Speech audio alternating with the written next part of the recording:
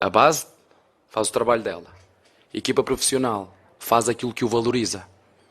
De ser vendido por 10, por 7 ou por 35. Essa é a diferença. É pôr o moleque a jogar contra o Flamengo, jogos decisivos, jogos de Libertadores contra o Botafogo, lá e cá. Né?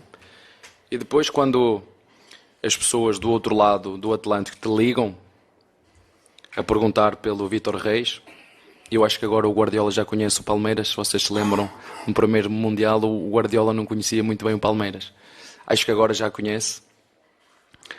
E é isto que faz valorizar os jogadores.